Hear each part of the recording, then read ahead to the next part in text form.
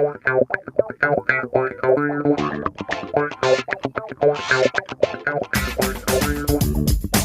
and welcome to Open Door Philosophy, a podcast where a high school philosophy teacher, that's me, and his former student who's currently studying philosophy in college, that's me, discuss a variety of philosophical topics, review famous philosophy quotes, and so much more, all towards the purposes of living a good life. Welcome to episode 4.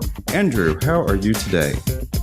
I'm doing really great. Thanks for asking. I survived the winter storm. I never lost power or water or anything, so I have absolutely nothing to complain about. How about you? Yeah, it puts it all into perspective, doesn't it? We're revealing here to listeners how far in advance we're recording here. Listeners will probably hear this episode near the end of March, which will be a month after, I guess, what we're colloquially calling the snowpocalypse. But here in Texas and certainly in Houston, we have had some difficulties with all of that related to energy and water. But in my own personal sphere, with myself and other family members who live in the state, somehow we have come through it well enough. A couple of our children lost power for short periods of time, but all in all, we're okay. And so I hope everyone else is okay. And I don't want to be horribly prophetic or something, but who knows what calamities has befallen us a month from now when people listen to this. Oh my goodness. So apocalypse may be a fond memory of the past. But anyway, I'm doing fine, and certainly we hope everyone else is doing fine out there. Well, that made me a little scared. I didn't even think about that, but that's always true. Yeah, we'll just leave it at that. Mercy. Okay. Well, so Andrew, this last week I got curious about the competition out there. So I looked up other podcasts that have a similar title as ours that include the term or the words open door. So are you ready to hear a few of those? I'm ready and I'm excited. Okay, here we go. So the first category of podcasts with the title that includes open door in it is mostly religious affiliated. So there are many churches that have podcasts that have the title Open Door. Here's a few for you. Open Door Fellowship, Open Church of the Open Door, and then simply Open Door Church. So when you search for Open Door philosophy, you may run into a lot of churches. That's very surprising. I guess it makes sense, but that's not what I've expected at all. I was thinking maybe it would be a woodworking podcast or something. Yeah, I mean, like the overwhelming majority of them are churches. Protestant churches aren't so encumbered with church titles like our Catholic brethren are. We don't have to call it a saint this or lady that. Right. But it's even easier for non-denominationally affiliated churches. Like Methodists and Episcopalians got to work that into their title, but non-denominations, it's a free for all. I think there's a church around the corner from me called the Church at Creek's End. Oh, wow. I'm not sure doctrinally what that means, but anyway, lots of open doors, and of course that makes sense, I suppose, when you think about it. That does. I mean, I guess maybe eventually we can see how similar we are to them too, if they're wanting to inspire a open door thought process or something. Right. Well, the door's always open. Okay. So next is a podcast called Open Door Policy. Now, the former history teacher in me, thought of, was it Roosevelt?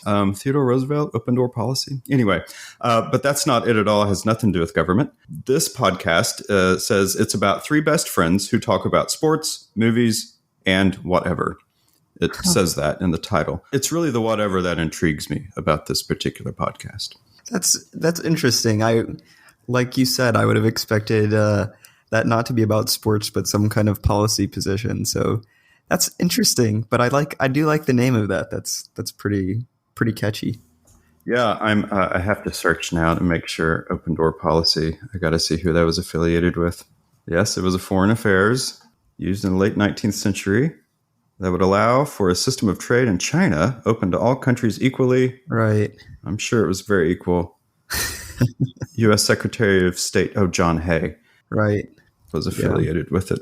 Anyway, there you go, open door policy. And the last one, which is the one I'm really most excited about, is a podcast called Open Door Sisterhood. And so this is why I'm excited about it. I'm excited about it for its potential. So honestly, when I first saw that title, I was hoping it was a podcast about convent life. That's exactly what I thought it was. Okay, thank you. But it's a podcast literally just about two sisters who talk about life and stuff. Oh my goodness. They might be very famous sisters. I'm not really sure.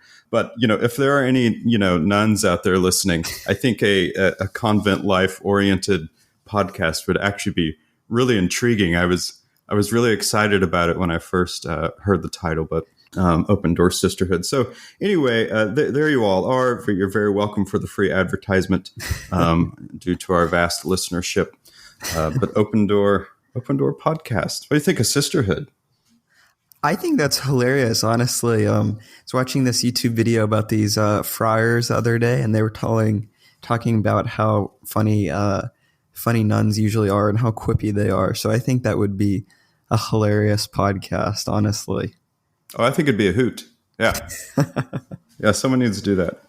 Yep. Get our nun friends. I actually don't know any nuns, and I'm Catholic too, so that's I guess kind of surprising, but maybe I'll be on the lookout now. So that makes me think of a story. A couple of years ago, my brother and I were climbing Mount Bierstadt in Colorado. It's a 14,000 foot mountain, and when we got to the top, there were two nuns. No way. Now there's like 100 people up there, right? Like it's a very popular mountain, and it was Labor Day weekend. But there were two nuns up there, and I mean, like they had their habits on and everything, and hiking boots, which was great. And so, like on the way back down, they had stopped over to take a breather, and I wanted to talk with them. I'm like, "What are you guys doing on this mountain?" And they say it's part of their ministry. They get together with some younger students who are in college, and they go and do these outdoorsy type activities with them in Colorado, and that was part of their ministry. And I just thought that was really cool. And these two nuns who were older than I were certainly putting me to shame on the mountain. They were out hiking me. Anyway, I think the two of them, I think they should have a podcast. That's really funny. That seems like a very non-tastic thing. I don't know. That's just not what you expect to see. Everyone's out there with their backpacks on and their hiking poles and all that stuff. And there's two nuns. Like the thing that was striking was that they were in their habits. Right. If and that is in fact boots. what nuns call their garb.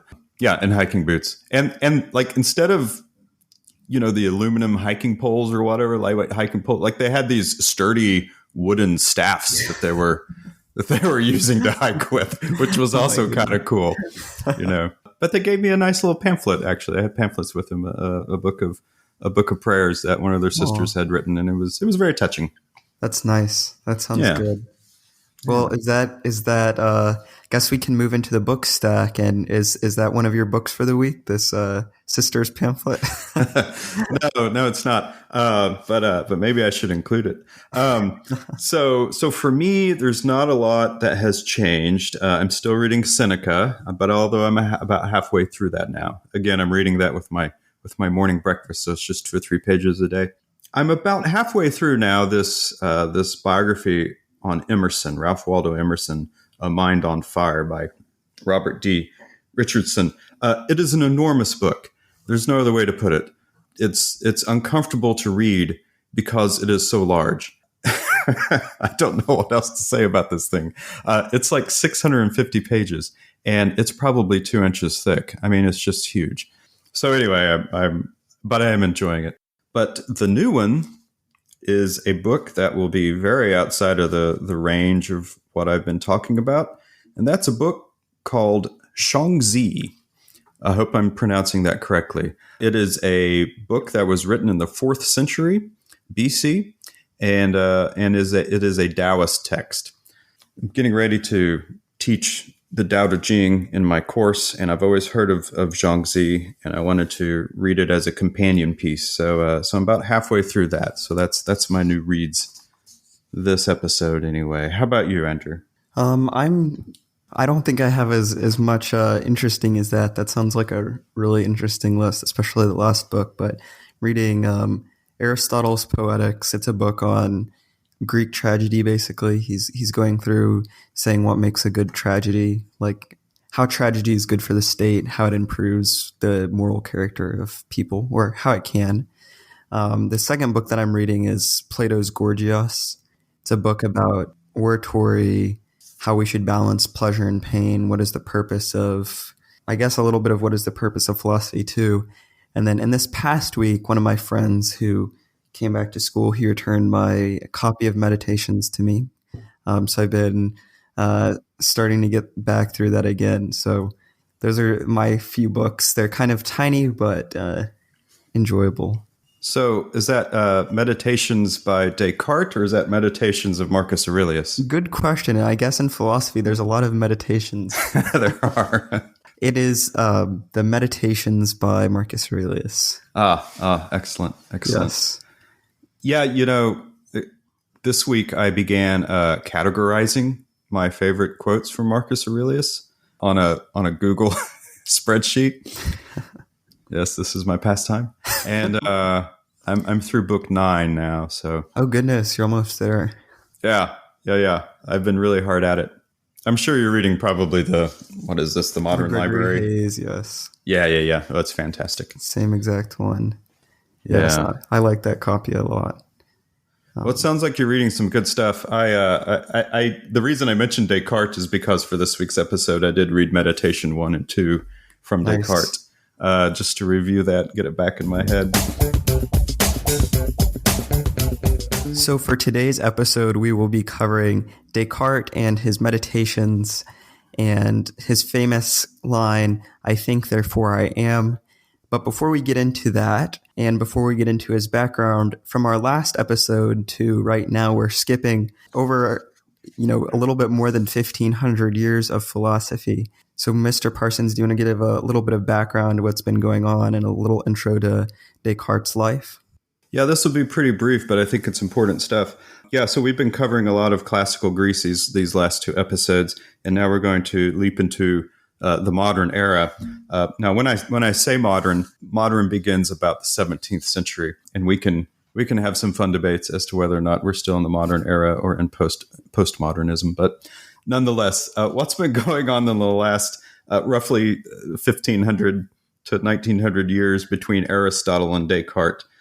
We have what's called the era of Hellenism, which is the transition, if you will, from Alexander the Great in classical Greece to the Roman Empire. You have a couple of meaningful schools that develop during that time: the Epicureans, the Stoics, and the Cynics, which are all very influential in Roman society. And then once the Roman Empire falls, we enter the medieval period. So there's a lot going on in medieval philosophy. It's just that it's all very religiously associated, and certainly we will spend some time on all of that. Probably the most significant philosopher to come out of that period would be Thomas Aquinas and his attempt to harmonize Christian theology with Aristotelian philosophy and rationalism. But that's essentially what's been going on up to the point where we get to Descartes. So Descartes is a 17th century French philosopher. To give you some sort of perspective, he dies just 8 years after Galileo and about 20 years before Thomas Hobbes. He is considered the father of modern philosophy and has one of the most, if not most, well-known quotes in philosophical history, which you've already mentioned. So that's a very brief introduction on him. The series arc we're currently on is introducing fundamental ideas of philosophy so that we kind of have a common language to speak in, if you will. So to get us going on Descartes, Andrew, why are we talking about Descartes today? Like, why has he made the show, if you will, for when it comes to fundamental ideas of philosophy? That's a really great question. I think Descartes is really important in the history of philosophy. I took a history of philosophy 2 class, I guess. There's 2 parts to it, and he was the very first person that we covered in that kind of second part of the course, because he kind of kicks off this move from the Aristotelian impacts of the medieval era. But he's kicking off from that, and he's kind of introducing a little bit of skepticism into that Aristotelian thought. He's questioning God, why things are. Not necessarily that he's an atheist, by no means he's an atheist, but he's wanting to prove God's existence in a few other ways than has traditionally been there. And then I think, of course, there's been other philosophers who have been skeptical of God or raised kind of objections and then answered those objections to God's existence in the medieval era. But I feel like Descartes is the beginning of this skepticism time period that we're entering into. He's giving the birthplace or the beginning of these philosophers who we'll see to come, who introduced an emphasis on empiricism in the world around us. It's very important. He's going to be influencing Thomas Hobbes, Locke, or at least giving them a groundboard of some points of contention in his work. So yes, Mr. Parsons, what do you want to start off with? The kind of the beginning of Meditations, where Descartes is at. Why is he writing? Yeah, I think one of the reasons he's considered the father of modern philosophy is like you said, what he throws out in his writings is, if you're a philosopher, you're either arguing for it or arguing against it, for the next couple hundred years. His work is that influential. His radical doubt that he puts out here, and really is kind of the beginnings of the Enlightenment movement as well. But in that first meditation, so I guess we should back up. There's a couple of works that Descartes' known for. So he's known for a Discourse on Method, which is where he actually says, "I think, therefore I am." Probably more popular is his is just simply what's referred to as Meditations on First Philosophy. And I think another reason that Descartes is so well known, other than obviously the shift into modernism and skepticism that he brings about, is his approachability. I was just rereading Meditations this week for this episode, and I'm just kind of struck at how accessible the writing is. So something important to also know about Descartes is his emphasis on radical doubt. A lot of philosophers before him were very adamant, like kind of we talked about with Aristotle, that the truth could be acquired through your senses and the impressions that those senses made. And Descartes really was very skeptical of that. Like we'll see in a few minutes, he thought that, rightfully so, I believe, that your senses are often wrong and unreliable. And so if you have a lot of your truth that you've derived from those senses that can be unreliable at times, how can you really know what's true from false? So he's introducing a lot of this radical doubt.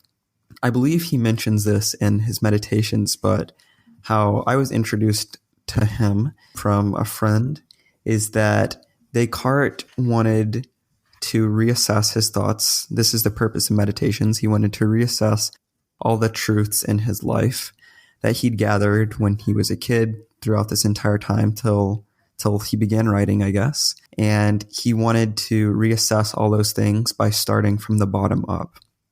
I believe he uses an analogy that's like he wants to look at all the apples he wants to remove all the apples from the basket or something, and then look at each one individually and see if all of them are ripe or something. I don't know if that's the exact analogy or what, but that's what's coming to mind. So he wants to be really careful and reestablish all of these truths that he can actually derive to being true, like literally everything. So he makes sure that he doesn't have any false beliefs.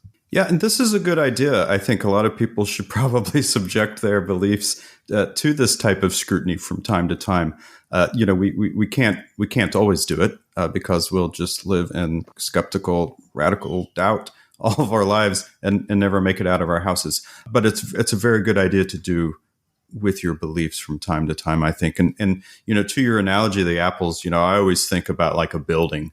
Like his beliefs were this building that has been built over his life, and he basically just takes a wrecking ball to it and just knocks all the walls down, clears the rubble from the foundation, and then even looks at the foundation and says, "Is this something that I can put my trust in? That is truth." And then he even starts jackhammering at the foundation, Yeah, and actually, at the end of the you talked about empiricism and our senses. At the end of meditations, the first meditation, he says, "I shall imagine myself as if I had no hands, no eyes, no flesh, no blood, no senses at all, but as if my belief in all these things were false." So there's your radical doubt.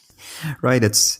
I guess we can kind of dive into the first meditation real quick. Yeah, let's do it. He goes kind of through this train, like we were kind of alluding to, of what's certain.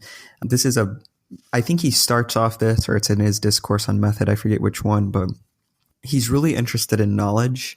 Like a lot of these modern philosophers, like, what is knowledge? He wants to derive what knowledge actually is. And I think he establishes knowledge as something like true belief. So truth plus perfect justification. Perfect justification means you can have no doubt at all behind that. So it's truth plus no doubt for your beliefs. So he's starting at that point, and he's like, what do I actually know on the basis of what is true and what I have no doubt on? And he kind of goes through a few things. I believe he starts off with his senses, and then he very much boils that down. And Mr. Parsons, I don't know, in a second you can give that example of the evil being or evildoer at the end of the first meditation, but eventually he boils it down to, at the first meditation, like you said, that he doesn't even know if he exists. He's literally in skepticism of everything, and it's a kind of very dark place in the meditations.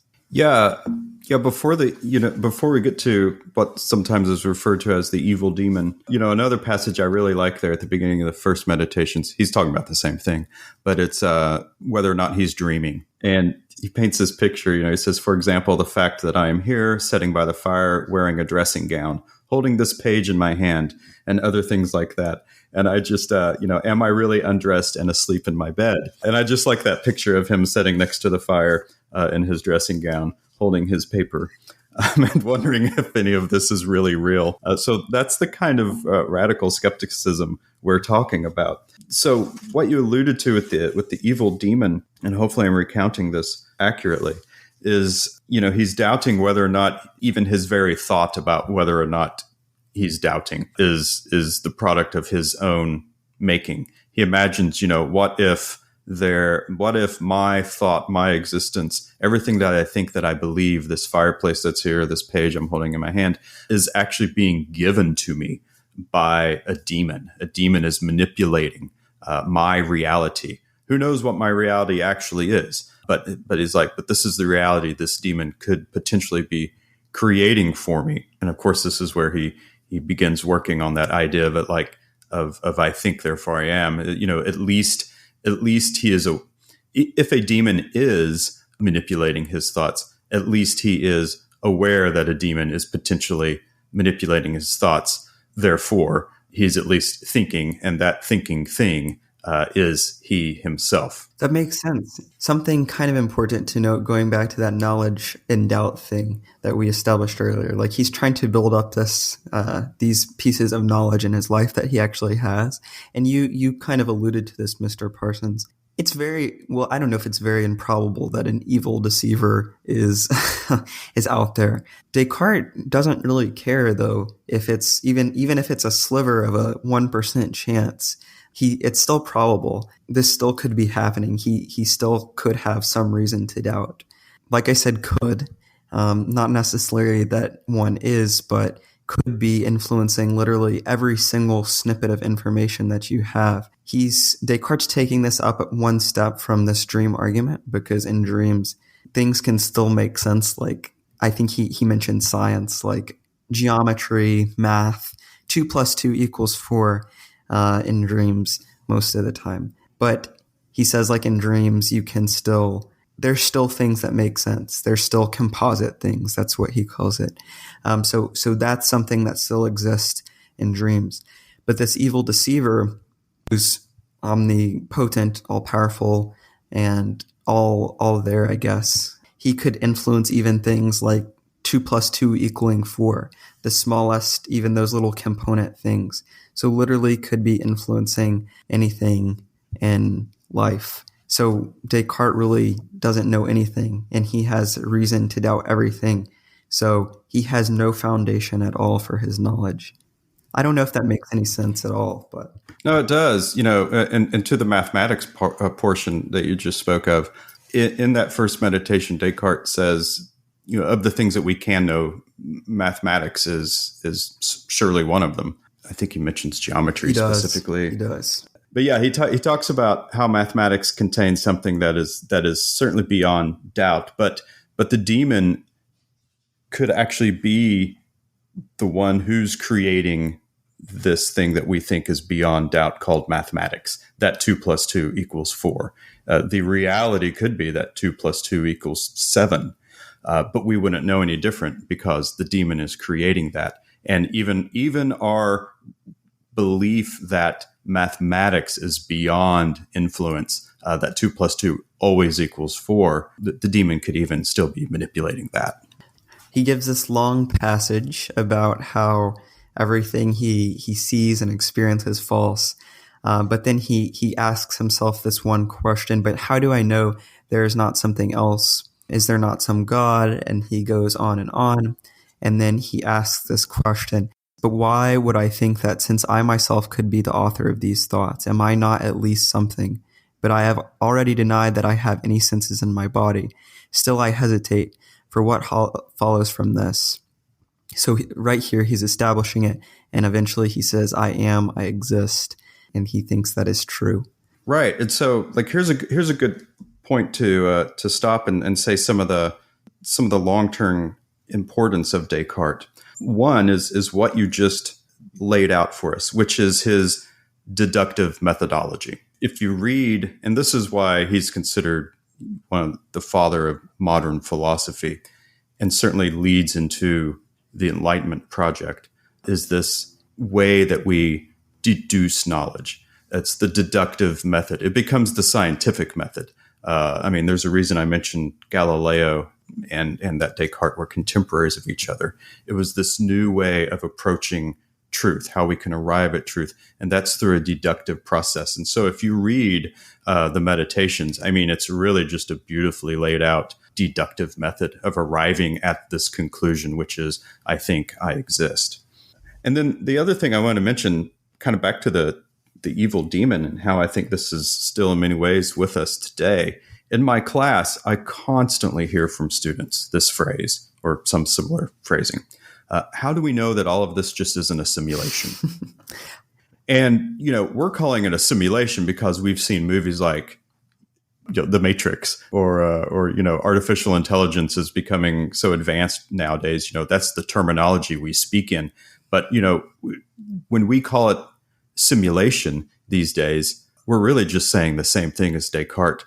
Descartes' language to live in at that time was demons. And so I think when the students today say, how do we know this isn't just a simulation? There's the real difficulty with what Descartes proposes, is that his skepticism is so radical that that's a very hard question to answer. And philosophers for centuries after Descartes, it almost like Hume and Kant and some of those, it almost becomes their project to try to overcome this problem of radical skepticism.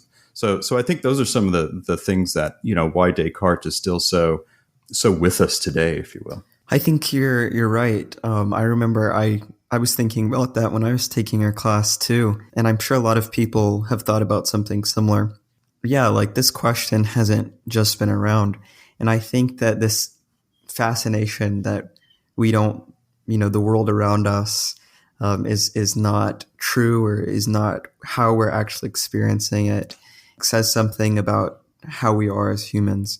We desire to, like Aristotle said, 1,500 years from where we are at this point, humans desire to know. And I think it shows us our gravitation towards truth and kind of the purpose of philosophy. even if we experience the world and live it, it shows the natural inclination to try to figure out, and it shows our gravitation towards deducing what's true or false and actually trying to make an attempt to know it. Well, I mean, that's an important part of living is knowing what, or hoping that you know what the truth is. That's a very practical thing to living. And I think, Descartes' emphasis on radical skepticism, it advances that concern, that argument to a necessary point. You can't live in skepticism your entire life. Obviously, no one actually doubts whether or not other people really exist.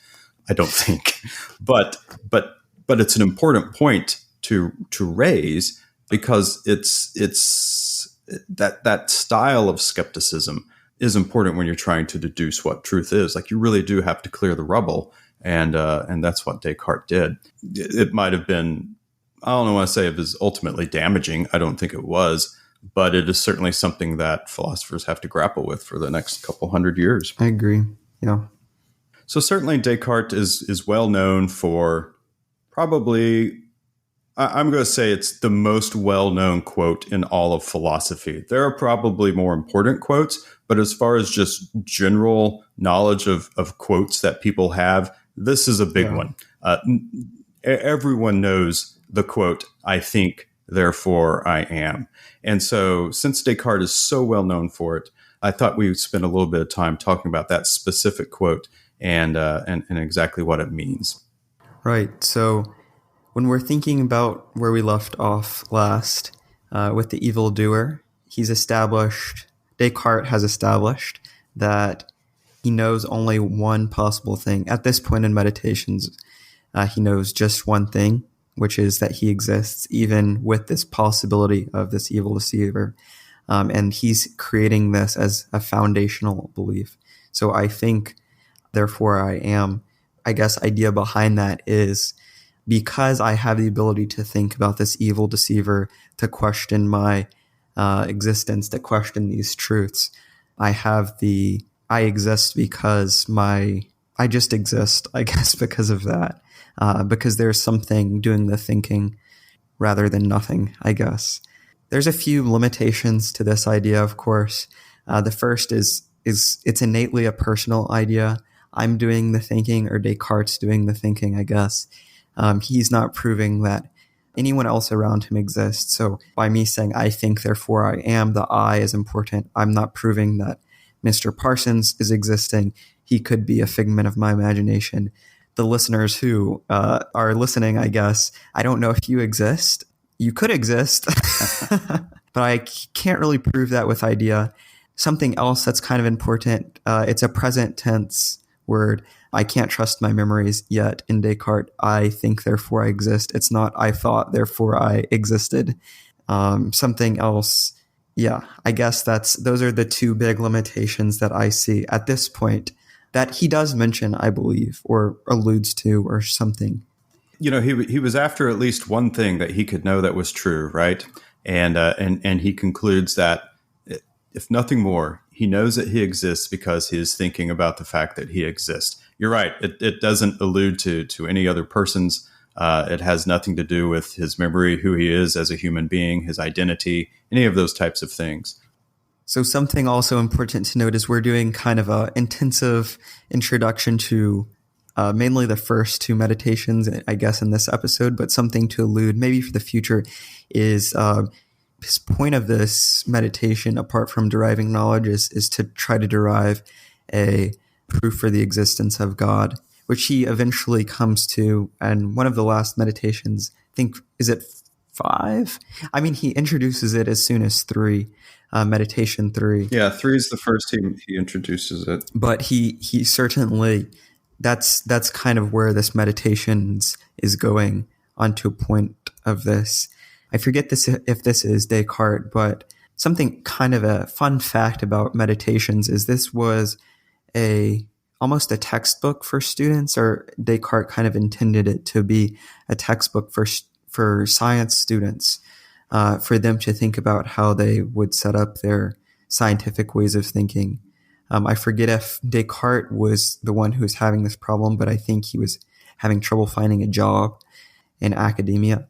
And he was kind of writing this to get his foot in the door and be a guide for students to be very critical about their explorations into science. So that's just a fun fact, but Oh, that is. I didn't know that. I like that. That kind of makes a lot of sense. And again, I kind of mentioned it earlier. You know, one of the reasons that this is he's such an influential philosopher, and how it does lead into the entire like Enlightenment project and scientific revolution and all this sort of stuff, was his deductive method. But yeah, I mean, that's another reason Descartes is so well regarded, is because of that influence. And it makes sense if it were a textbook. All right, Andrew. Now, look, I know we say this podcast is supposed to help you live a better life, and arguments like "do I exist" seems exactly like the type of philosophical nonsense that we would like to try to avoid. So practically speaking, I suppose, why are these concerns of Descartes important to living a good life? it's a really good question. I think when I first encountered this, I was looking at it as some philosophical nonsense, like, is the red that I see the same as everyone else's? But Descartes' argument is important when we're thinking about truth in our own lives. Like you kind of alluded to earlier, I don't think we spend as much time as we should really thinking about our knowledge, like what we believe, and then asking ourselves, why do we believe this is true? Taking a moment or a few years or an entire lifetime to take a step back on the foundations of our thinking, our ways of thinking, lead us to determine what is actually true and false. And yeah, maybe that's not important in some sense, but in certain principles and ways of thinking about certain things and ethics and such, this is really important, like foundational beliefs on what's good and bad, what's right and wrong. If we're always living by this paradigm that's engraved in us, it might not always be what's right and what's good.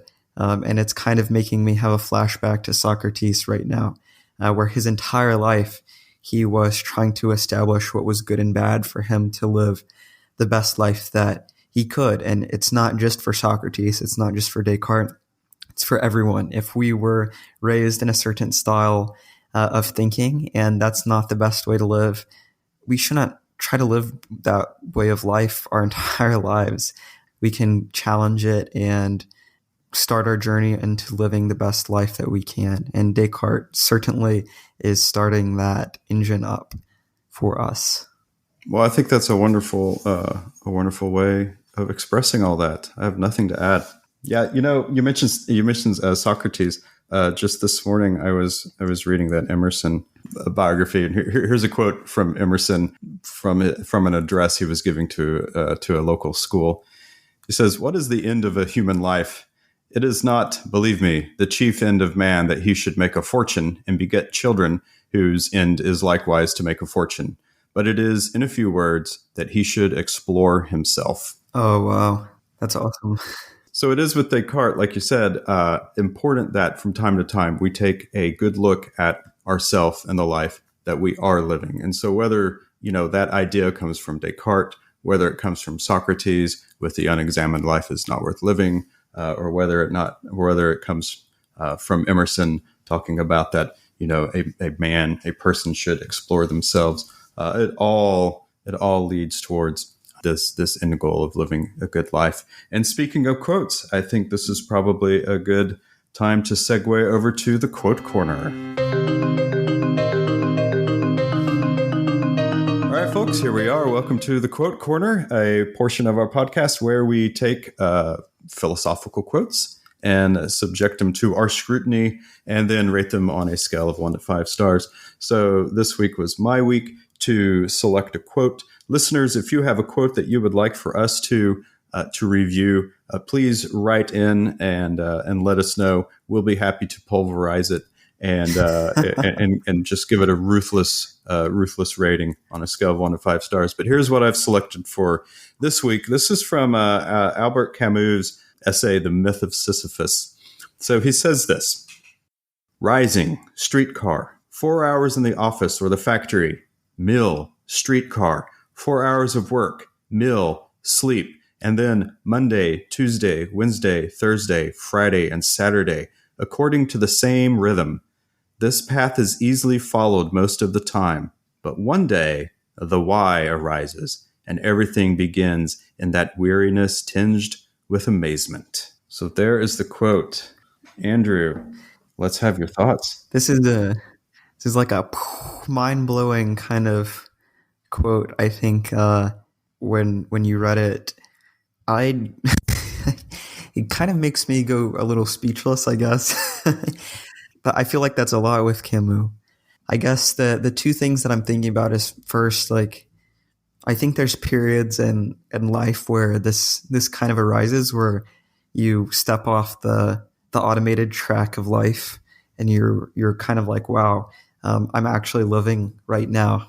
I'm not living my life on autopilot, if that makes any sense at all. Oh, yeah, absolutely. And then there's another kind of sense to me where I'm like, if I read this quote and I've never experienced something where I've really taken a step back, I'd be like, oh yeah, that's a cool quote. But I don't think I would feel as close to the quote, I guess, as I'm feeling now. Kind of like I said, this quote reminds me of honestly a lot in high school and in college. I guess just in everyday part of my life where I just was living. I mean, I still feel like I do most of the time, but I live life on autopilot so much, and I don't take a step back to look at how awesome the world is around me. Like you kind of mentioned at the beginning of the episode, this past week has been a snowpocalypse. Is that what you said? Yeah. And there's like these moments in life, I guess now, especially with COVID, where we like our ways of thinking were just completely unrailed, and we saw a lot what we take for granted. And I don't think that's necessarily like what Camus was intending, but I think it's in these parts of our lives when we're seeing, like when we experience a natural disaster or pandemic or something where we have to change our lives, where we see like how often we're living our life on autopilot, not really appreciative, and we are feeling this amazement or tinge of amazement that accompanies that kind of wonder. What do you think about it?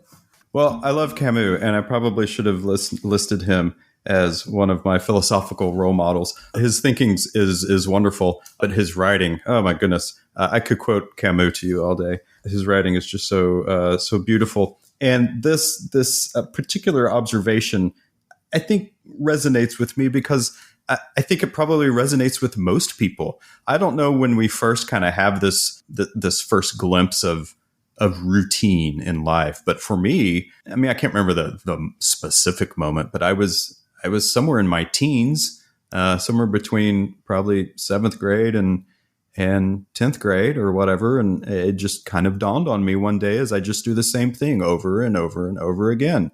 I get up, I go to school, I come home, I do my homework, I go to bed, maybe watch some TV, rinse and repeat. And this is what Camus is saying here, right? Monday, Tuesday, Wednesday, he just rolls it all out. And one day we wake up, we're like, man, what's the point of all this? Right?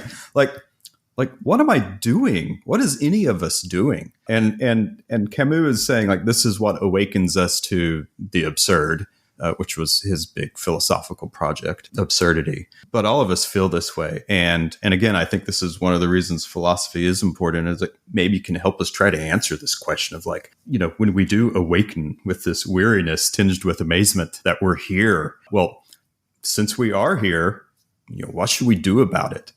I always think of like the most typical question I get from students is like, you know, what's the meaning of life? You know, well, it's not really like what's the meaning of life. It's that we have life, and so the fact that we do have life, well, what should we do with it? And this is what I think this quote alludes to is what is that why? I think you explained how I feel better than I did myself. So I don't have too much more to say. So I'm going to give this I'm going to give it a 4.4. Well, I was going to give it almost the exact same thing. I'm giving this quote a 4.5. Ooh. It just expresses so well, I think, what so many people think. So there you go. And it's really kind of beautifully written too, like you were saying, which I appreciate. Yeah, some philosophers have a knack for beautiful writing, and others do not. others do not. Yes. Now, of course, Camus was a novelist as well. So this is one of his nonfiction pieces, but certainly, and a Nobel winner for literature. So, the guy knew how to write a good sentence. Yeah. This was, I think, one of the first real philosophical essays that I read in 11th grade or something. It was a fun time. I can remember that. Yeah, Camus is usually introduced to students around the 11th grade. Usually the Stranger is kind of the book that they read. If they are given the myth of Sisyphus, it's usually the last 3 or 4 pages of the essay where he talks about the myth specifically. A lot of people don't know the essay itself is about 125 pages. Yeah. I was shocked when I saw it. When I bought that book the first time, I was like, this is not what I remember at all. Yeah, and there's so much good stuff in there. He talks about, Kierkegaard and, oh gosh, who else? He talks about a number of philosophers leading up to his particular time in history and engages with their ideas and how that works in conjunction with his theories of absurdism and his beliefs in God and all of that stuff. So it's a really rich essay. There's a whole lot more to it than just the idea of Sisyphus rolling that rock up the hill over and over. Although that is a really profound portion of the essay as well. Maybe that can be a future episode. Oh man, I'd be all over that. No doubt. Well, all right, everybody. That's going to do it for this particular episode. We'd love it if you would leave a positive review and push that subscribe button wherever you listen to podcasts so you know when new episodes drop. And please help your very wayward friends who are lost in the dark wood of error by passing along this philosophy podcast to them. We'd love to hear from you, too. If you'd like to tell us what you think of the show, have a question you would like to discuss, or a philosophy quote you'd like us to rate or destroy, please email us at opendoorphilosophy@gmail.com. You can follow all the philosophy on Twitter at opendoorphil and on Instagram at opendoorphilosophy and our website opendoorphilosophy.com, where you can find many things about the show, including our book stack list we mentioned near the beginning of the episode, as well as other tidbits. Thank you so much for listening again. We'll see you next time, and remember, when your life seems in need of some philosophy, the door is always open.